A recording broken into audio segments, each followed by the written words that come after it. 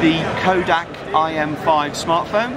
It's a smartphone designed for the more mature consumer who does not want to be patronised with devices for older people, but equally wants all the capabilities that a high-end Android smartphone can do, but wants to be helped by a more clearer user interface and some neat tricks with software that allows other people to help them manage their experience on the phone. Being a Kodak device, obviously photography is important, so there's a 13 megapixel camera, but the clever stuff is really in the software. So if I take you into the camera app, what we've done is we've made it really easy for people when they're taking pictures to edit, share and print them.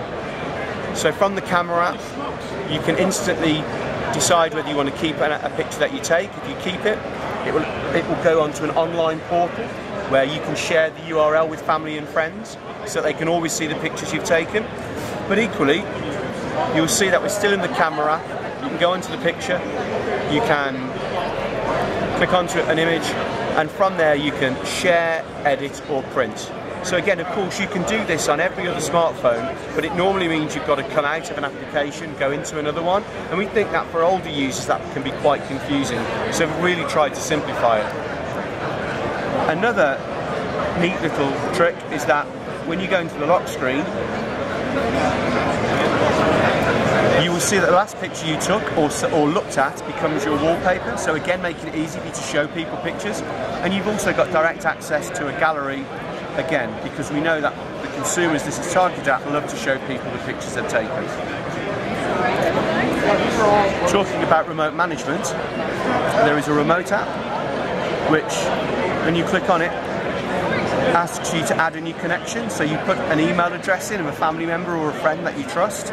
They then get the email, click on it, and they can go into an online dashboard which essentially allows them to manage aspects of the phone, including editing and adding contacts, taking pictures off the phone, changing some of the settings like the ringtone and the brightness.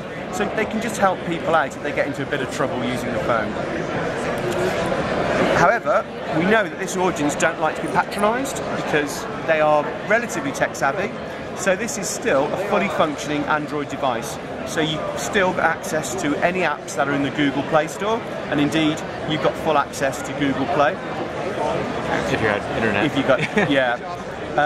But we've also got our own app store, whereas we just pulled some of the most popular apps onto the front screen, so again users don't have to go trawling through Play, searching for Facebook, etc. They'll all be on a single screen to download as they want.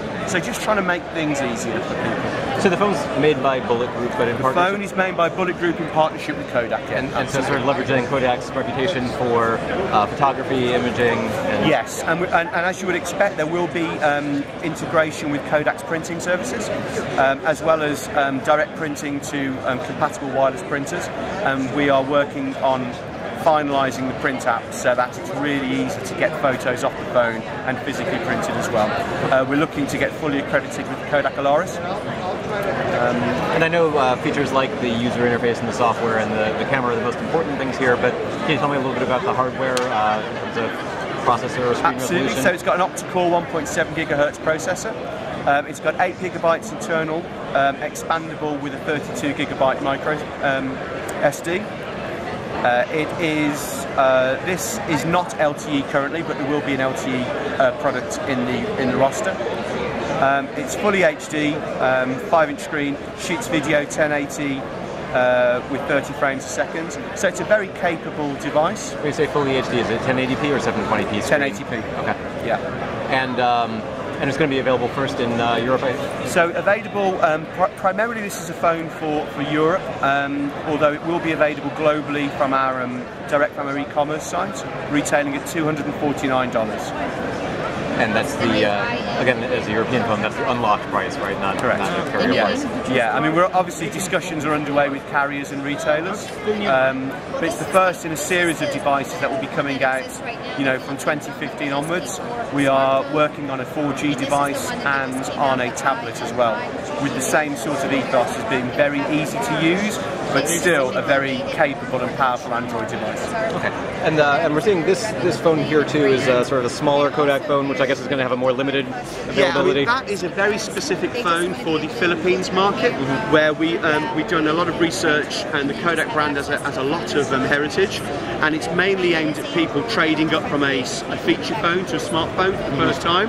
At the price point of $189, we think that they would naturally gravitate towards a brand they trust, rather than perhaps a white labeled or a Chinese handset. So it's an entry-level phone with Android 4.4. Absolutely. And, yeah. I mean, it's great looking. It's nice and light. We think it really does the job. I'd be proud to have that in my pocket. But in this particular case, it's more of a stock Android experience as opposed to the custom experience. Right, yeah, and it's very specific for the market. And Bullet's entire business model is based on really understanding a market opportunity and then delivering a device for it. Right, and Bullet has other devices like this. We do. Cat phone, which is a super sturdy device made for more industrial. Yeah, and this is our 4G device.